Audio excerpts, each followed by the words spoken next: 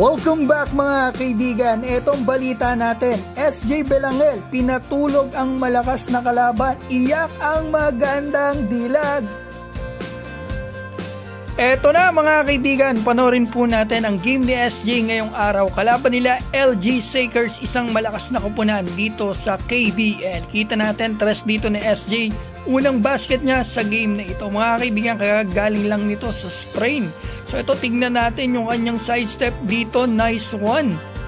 So ito talaga yung player na gusto ko pong sanang makita next month sa FIBA Asia Cup. Sana may makapanood dito na SBP o Gilas Management. At talaga namang deserve naman itong mapasama doon mga kaibigan.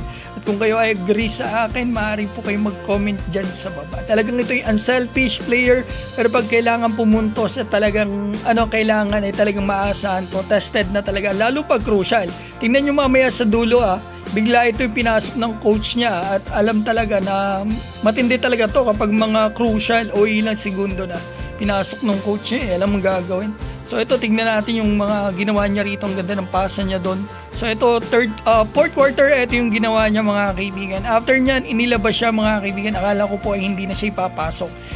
Nagtiktikan. So itong ginawa ng coach, Belangel, pasok! So ito mga kaibigan, ang ginawa ni SJ, ilan ang lamang nila. Sinigurado na mga kaibigan ang panalo. Kaya naman, ito, nakikita pala natin yung replay. Eto, kinansyawan ni SJ. Bihira mga chow yan. Natuwa lang talaga siya mga kaibigan dahil nanalo sila kasi nasa baba sila ng standing, malakas yung kalaban.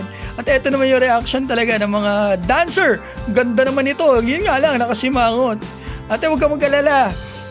Next time, bawi kayo. May asawa nga pala ako. Sorry. So yan mga kaibigan, nanalo sila sa game na ito. At least nagka-idea tayo. Ito yung stats ni SJ para may idea tayo. Nakatulong siya malaki dito sa kanyang koponan. Maraming salamat po sa inyo.